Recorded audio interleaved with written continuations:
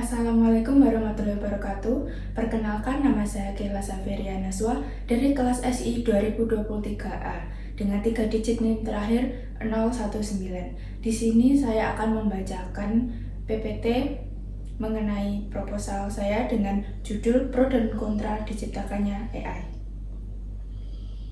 Latar belakang, AI atau Artificial Intelligence adalah simulasi kecerdasan buatan manusia yang diterapkan ke dalam sistem komputer atau perangkat lain sehingga perangkat tersebut punya cara berpikir seperti manusia.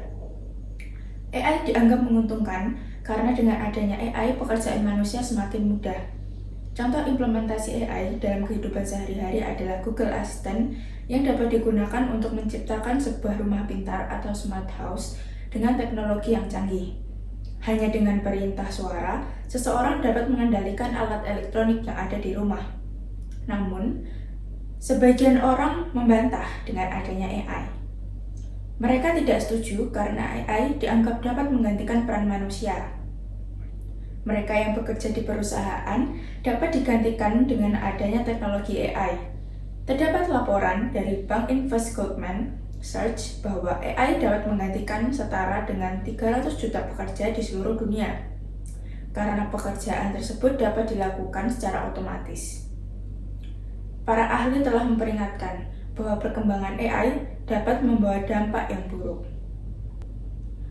Tujuan penelitian. Pertama, mengetahui cara kerja AI untuk menjalankan tugas hanya melalui perintah virtual dan dapat menjawab pertanyaan yang mungkin tidak dapat dijawab oleh manusia. Kedua, mengetahui pendapat manusia mengenai teknologi AI. Ketiga, mengukur efisiensi penggunaan teknologi AI. Keempat, mengevaluasi dampak yang terjadi dari perkembangan dan penggunaan teknologi AI. Kelima, mempelajari mengenai etika AI. Dan keenam, mengetahui apa saja tentang tantangan dan hambatan untuk menerapkan etika AI. Manfaat penelitian. 1. Meningkatkan pemahaman mengenai teknologi AI agar dapat membantu mengerjakan tugas manusia dengan baik. Penulis berharap dengan adanya proposal ini dapat memberikan pandangan mengenai adanya teknologi AI. 2. Menambah wawasan mengenai dampak yang terjadi akibat terlalu bergantung pada teknologi AI, di mana hal tersebut dapat merugikan manusia. Penelitian ini diharapkan agar dapat menjadi tolak ukur manusia agar dapat menggunakan teknologi AI dengan bijak, sehingga dapat bermanfaat dengan baik. Ketiga, kontribusi terhadap kebijakan manusia mengenai penggunaan AI. Dengan menuliskan proposal ini, penulis mengharapkan agar dapat memberikan dasar untuk menyarankan kebijakan terhadap penggunaan teknologi AI agar lebih efektif dalam meningkatkan kinerja manusia. Landasan teori. Baru-baru ini sedang ramai diperbincangkan mengenai teknologi AI di kalangan masyarakat. Hal ini menuai beberapa pendapat masyarakat.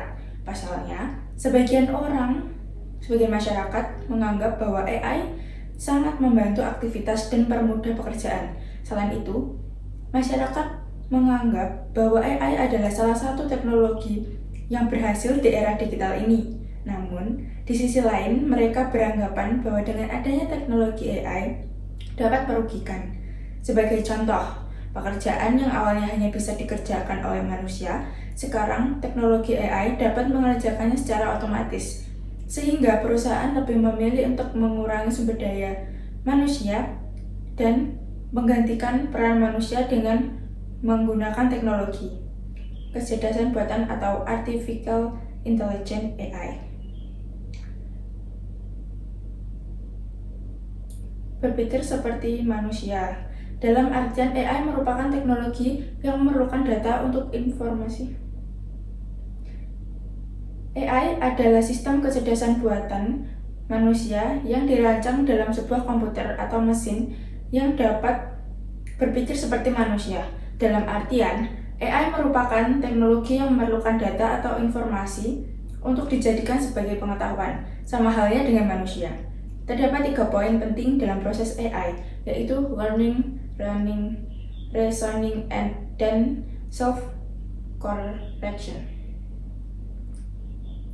Terdapat 3 poin penting dalam proses AI, yaitu learning, reasoning, dan self-correction. Untuk memperluas pengetahuan, AI juga memerlukan proses belajar. Namun, AI mempelajari hal tersebut tanpa diperintah oleh manusia, melainkan AI akan belajar dengan sendirinya dari pengalaman atau kesalahan AI saat digunakan oleh manusia. Berikut adalah salah satu contoh mengapa AI memiliki kemampuan lebih dibandingkan manusia. Contoh pada sebuah game, manusia hanya dapat bermain 1 kali dalam 1 waktu, sedangkan AI bisa menjalankan beberapa game pada 1 waktu, di mana hal tersebut proses belajar dan pengalaman AI lebih banyak dibandingkan manusia. Secara garis besar, teknologi kecerdasan buatan dapat melakukan yang pertama, acting humanly, sistem yang berperilaku seperti manusia. 2. Thinking humanly, sistem yang bisa berpikir seperti manusia. 3. Think rationally, sistem yang mampu berpikir secara rasional. Dan 4. Act rationally, sistem yang mampu bertindak secara rasional. Berikut adalah contoh implementasi teknologi AI dalam kehidupan sehari-hari. Asisten virtual. Asisten virtual bertugas untuk mencari informasi. Contohnya seperti Google Assistant atau Siri. Hanya dengan menggunakan perintah suara Google dapat mencari informasi selain itu. Asisten virtual ini juga dapat menjalankan tugas secara virtual seperti menyalakan TV, lampu, AC, dan perlengkapan elektronik lainnya. Kedua, ada ChatGPT. Belakangan ini, ChatGPT kerap digunakan oleh mahasiswa. ChatGPT merupakan sistem kecerdasan buatan yang telah dilatih untuk berinteraksi dalam percakapan berbasis teks. Untuk menggunakan sistem AI ini, cukup memasukkan pertanyaan melalui chat, kemudian sistem AI ChatGPT akan memberikan jawaban yang sesuai berdasarkan input. Jenis penelitian. Penelitian ini ditulis dengan tujuan untuk mengetahui pendapat masyarakat tentang teknologi kecerdasan buatan AI, dilihat dari dampak yang terjadi di dalam lingkungan masyarakat. Selain itu, proposal ini ditujukan agar dapat memberikan pandangan terhadap masyarakat mengenai keberlangsungan perkembangan teknologi AI di masa yang akan datang. A. Data kuantitatif, yaitu jenis penelitian yang disusun secara sistematis mengenai sebuah situasi atau fenomena dengan mengumpulkan data yang dapat diukur menggunakan hasil survei. B. Data kuantitatif, yaitu jenis penelitian yang berdasarkan pada filsafat positivisme yang dipakai untuk meneliti sekumpulan sampel tertentu. Pengumpulan data yang dilakukan biasanya menggunakan alat ukur atau instrumen penelitian dan analisis data yang bersifat kuantitatif atau statistik. Pendekatan penelitian. Pendekatan ini menggunakan metode penelitian campuran, di mana penelitian ini menggabungkan unsur-unsur pendekatan kualitatif dan kuantitatif. Metode ini memiliki fokus pada pengumpulan analisis dan pencampuran data kuantitatif dan kualitatif dalam satu studi kasus. Tujuan umum dari metode pencampuran ini adalah untuk menggabungkan komponen penelitian kualitatif dan kuantitatif yang digunakan untuk memperluas dan memperkuat hasil kesimpulan penelitian. Penggunaan metode campuran dapat menjawab pertanyaan penelitian serta bagaimana mengetahui serta validitasnya akurat. Sumber data penelitian. A. Sumber data primer. Data primer adalah pengumpulan data dengan melakukan pengamatan, wawancara, catatan lapangan, dan penggunaan dokumen. Sumber data primer merupakan data primer yang diperoleh langsung dengan teknik wawancara. B. Sumber data sekunder. Sumber data sekunder adalah data yang digunakan untuk mendukung data primer dengan meliputi studi kepustakaan, dokumen, buku, majalah, koran, jurnal yang berhubungan dengan objek yang akan diteliti. Sumber sekunder merupakan sumber yang tidak memberikan data secara langsung kepada pengumpul data, seperti lewat orang lain atau dokumen. Teknik pengumpulan data. Pertama, teknik kuesioner.